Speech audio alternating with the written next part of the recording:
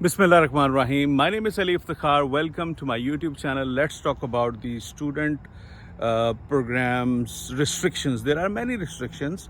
IRCC recently said 2 days ago that the next year's student cap will be at 437,000. This is a reduction of 10% from 2024. So the reasons are, I won't go into the details, but just one reason I'm going to share it here. The unemployment rate right now is almost 6.6%, which is 1.5 million people in Canada who are unemployed. Okay. And the number of temporary residents in Canada is right now 6.5% of the total population. So you can do the maths that the number of temporary people is equal to the number of unemployed people. So that means that temporary residents are taking up the employment opportunity in some way, because they are able to work more hours, they are able to work days, nights, they're able to work at a lower wage than compared to Canadian citizens, Canadian PRs, and the people who've been living in Canada for a long time. So this is the reason why government is now shrinking everything for the temporary residents, and that is also hitting the international students. So the number of refugees in the country, that's also very high. The number of asylum seekers, that's also very high. So all of these things combined, international students, they are going to take the hit for that. Their cap is 437,000 for the next year. And in the year 2026, the cap will also not increase very highly. It will only stabilize around 440,000, 450,000. So this is the current situation. Plus, there are further restrictions. If you are going to apply for a PGWP after your studies completion, PGWP is postgraduate work permit, right? Everybody who comes to study in Canada, they want to have that work permit. So that they can utilize the education they earned from Canada in Canada to prove their skill set, right? So what's going to happen is you're going to need to go for another IELTS test after your study is completed in order to attain that postgraduate work permit. Now, why is there a need? See, IELTS expiry is 2 years, and there is logic to it.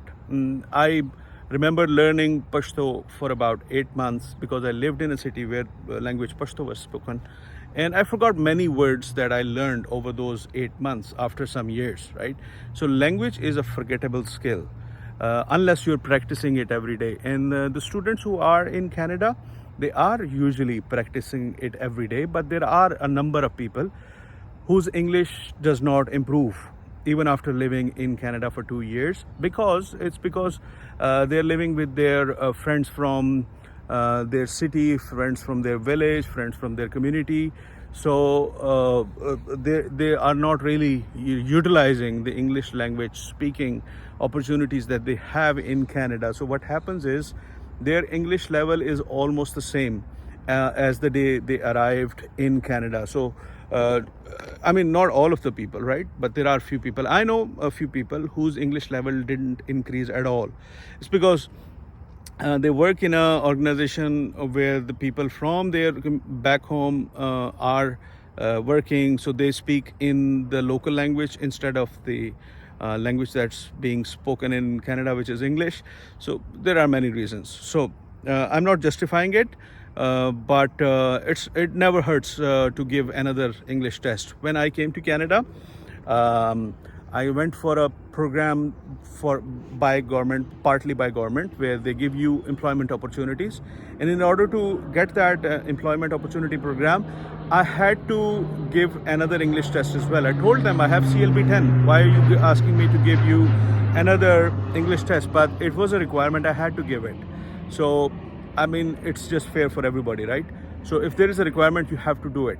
Now, the language benchmark, Canadian language benchmark, now it's CLB 5 for the college students and CLB 7 for the master people who did master's degrees or PhD degrees. Now they have to attain at least CLB 7 in IELTS. Or any language test, I'm just saying IELTS, any language test, CLB 7, they need to attain in order to get that postgraduate work permit. And college students, they will need CLB 5 in order to attain that postgraduate work permit. Now, people are saying that it's because back home people use fake IELTS test reports, but that's, I don't think it's even 1% of the people who apply. It's not only to cut down that 1%, but it's only logical that language, if you're not practicing it, it's a forgettable skill. So it's only logical if they are asking you to go for another IELTS test or another language test. So I wouldn't stress more on it. Then there's a third restriction I want to talk about. That's for the spouses of the students. So what happens is if 300,000 students come in, 300,000 spouses also come in for open work permits, right? If you're married, right?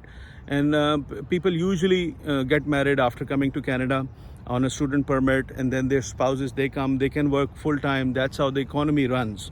Now the ministers, the government, they recognize this, that 99% of Canadian economy, it depends, the growth depends 99% on immigration, only 1% on the existing Canadians, right? So they recognize that, but still, as I said, the unemployment rate is so high, they have to do something in order to gain votes in the upcoming elections.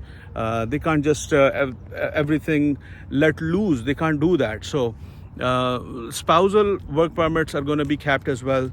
There are going to be stricter restrictions on that as well. Some programs you can't apply for a spousal work permit.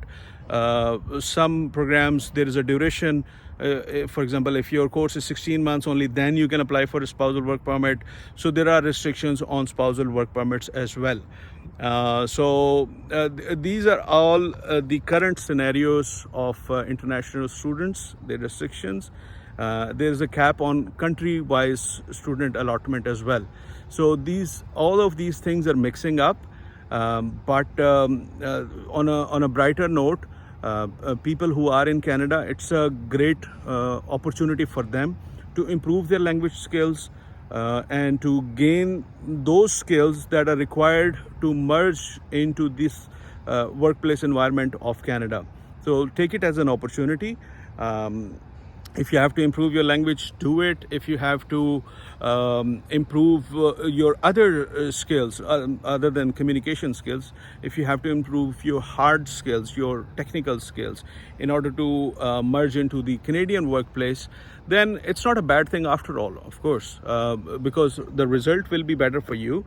You're going to get more than minimum wage because nobody comes here in Canada to work on a minimum wage. So ultimately, it's going to be beneficial for you. So don't just close your eyesight and think that, oh, everything is so restricted. But instead, think about it in an opportunistic way that you're going to get benefits out of this. So with these words, this is Ali Iftikhar, and I'm hoping great things are coming your way.